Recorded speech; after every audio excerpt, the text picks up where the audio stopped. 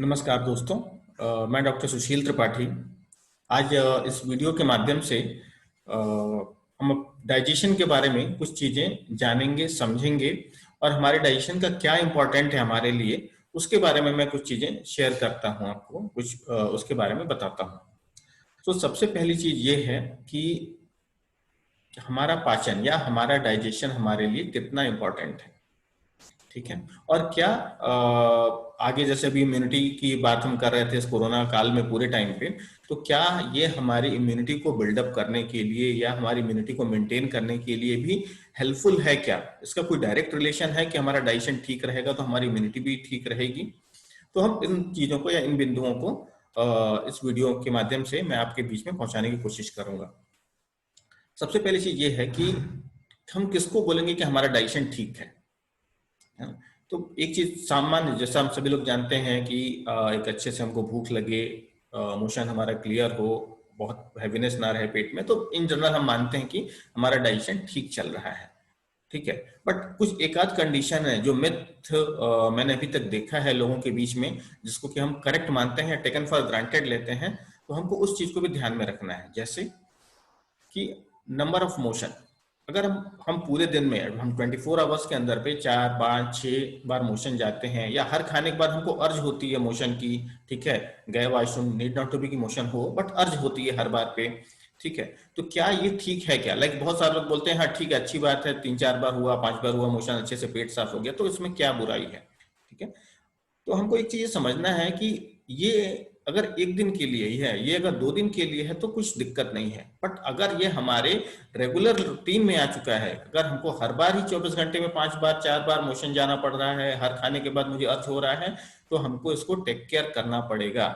आपकी बॉडी आपको ये चीज शो कर रही है कि जो फूड इनटेक आपने किया हुआ है वो प्रॉपर वे में बॉडी कन्वर्ट नहीं कर पा रही है, डाइजेस्ट नहीं कर पा रही है। और अगर डाइजेस्ट नहीं होगा तो वो कहीं ना कहीं एक वेस्ट मटेरियल के फॉर्म में बॉडी उसको ट्रीट करेगी, ठीक है, जो हमको एलर्जी के तरफ या हमारी इम्यूनिटी को हैम्पर करके रखेगा। ठीक है।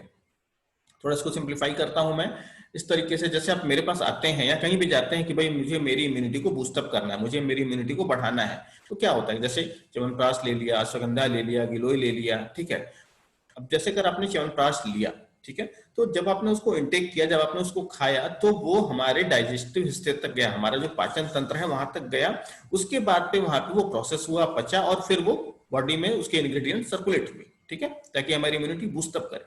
तो ये जनरल तरीके से हुआ। बट अगर हमारा डाइजेशन ऑलरेडी हैम्पर्ड है, नहीं कन्वर्ट कर पा रहा है, नहीं पचा पा रहा है चीजों को, तो वो च्यवनप्राश या वो अश्वगंधा या वट जो भी हम अपने इम्यून बूस्टिंग के लिए ले रहे हैं, वो प्रॉपर वे में कन्वर्ट नहीं करेगा। ठीक है।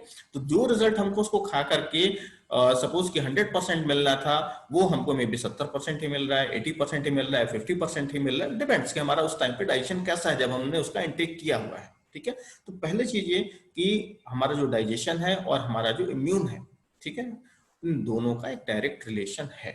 ठीक। एक चीज। दूसरा, इसको और एक और एग्जांपल मैं आपको देना चाहूंगा। जैसे हमारी एक डाइट है कि हम 3 चपाती खाते हैं, ठीक है, तो 3 चपाती से सपोज कि 15 कैलोरी की एनर्जी मुझे मिलनी है। ठीक। तो वो 15 कैलोरी की एनर्जी तब मिलेगी जब वो 3 चपाती एक प्रॉपर वे में अच्छे से डाइजेस्ट होगी। अगर वो नहीं होगी तो वो 15 कैलोरी या 15 कैलोरी की एनर्जी बॉडी को नहीं मिलेगी। मतलब हमारा इनपुट हुआ 15 कैलोरी, आउटपुट नहीं हुआ 15 कैलोरी, ठीक है, वो मे बी 10 कैलोरी हुआ। ठीक है। तो हमारा इनपुट हुआ 10 और आउटपुट हुआ, सॉरी, इनपुट हुआ 15 और आउटपुट हुआ 10। ठीक। तो ये 5 कैलोरी का जो लैग है, 5 कैलोरी की जो बीच की कमी है, वो बॉडी के अंदर एज अ वेस्ट मटेरियल के फॉर्म में पड़ी रहेगी।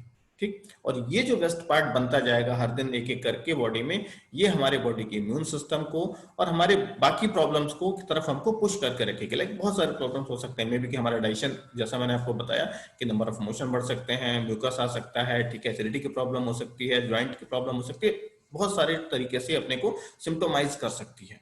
ठीक। तो हमको डाइजेशन का भी अपने अटमोस्ट टेक केयर करना होता है। ठीक। हमको कभी भी इसको टेकन फॉर ग्रांटेड नहीं ले सकते हैं, क्योंकि जैसे अगर आप ये मुझसे कहते हैं कि मैं 4 बार मोशन जाता हूं, तो बुराई क्या है इसमें? लाइक मेरा, अच्छी बात है कि मेरा पेट साफ हो रहा है, ठीक है, बट अगर आप देखेंगे तो कॉमन पर्सन्स में, कॉमन जनरल अगर आप देखेंगे तो सभी के साथ ऐसा नहीं होता है। अप टू 1 और 2 टाइम्स मोशन क्लियर हो जाते हैं। ठीक। इसलिए अगर ये एक दिन के लिए हो रहा है तो मुश्किल, कोई दिक्कत नहीं है, बट अगर ये कंटिन्यूएशन में है तो डेफिनेटली हमको इसका टेक केयर करना है। और दूसरी चीज जैसे मैंने बताया कि अभी कोरोना काल में हमने अपने इम्यूनिटी के बारे में बहुत कुछ जाना है, समझा है, तो ये हमारी इम्यूनिटी को भी बिल्डअप करके रखने में, मेंटेन करके रखने में बहुत ही ज्यादा हेल्प करता है। ठीक है, ये एक पार्ट हुआ। दूसरी चीज जैसे एक और कॉमन मिथ आती है हमारे बीच में कि पानी पीने का, जैसे सुबह उठना है 3-4 ग्लास पानी पीना है, इट्स गुड हैबिट, अच्छी चीज है, ठीक, बट ये सभी के लिए ही ठीक है ऐसा भी नहीं है। अगर मुझे सुबह उठने के बाद पे एसिडिटी की फीलिंग है, मुंह में पानी आता है, कड़वापन की फीलिंग है, और मैं सुबह उठ के 4 ग्लास पानी पी रहा हूं, तो डेफिनेटली ये मेरे लिए अच्छा नहीं होगा। ठीक है, तो ये छोटी छोटी चीजें हैं जो कि हमको समझना है, हमको हमको इसको करेक्ट करना है। ठीक है, अगर ये हम करेक्ट नहीं करेंगे तो ये छोटी सी प्रॉब्लम हमारे लिए फिर आगे चल के बड़ी प्रॉब्लम में कन्वर्ट होगी। ठीक है, तो मेरा आपको समझाने का सिर्फ ये मतलब है कि हम कभी भी अपने डाइजेस्टिव जो हमारा सिस्टम है उसको कभी भी इस तरह से सोच के मत चलिए कि नहीं ठीक है, कॉन्स्टिपेशन है, कब्जियत बनी हुई है लगातार तो कोई दिक्कत नहीं है, अगर नंबर ऑफ मोशन हो रहे हैं तो कोई दिक्कत नहीं है, 4 बार में पेट साफ हो जा रहा है कोई बात नहीं है, लगातार एसिडिटी हो रही है अगर आपको फ्रिक्वेंट हो रही है तो कोई बात नहीं है। नहीं, आपको जरूर उसको टेक केयर करना है। ठीक है, हो सकता है कि वो सिर्फ आपका जो डाइट ले रहे हैं, जो टाइमिंग होगी उसकी, मे बी हम सिर्फ उसको ही करेक्ट करें और ये ठीक हो जाए, या मे बी कभी कभी आपको मेडिसिन इंटरवेंशन भी जरूरत पड़ेगी, कई बार दवाइयों की भी जरूरत पड़ेगी जो आपको फॉलो करना है। ठीक है, क्योंकि अगर जैसा मैंने बोला कि अगर हम इनको फॉलो करेंगे तो हम एक बड़ी प्रॉब्लम को रोक सकते हैं, बिकॉज अभी हमारे बहुत प्राइमरी लेवल पे चीजें स्टार्ट हो रही होती हैं।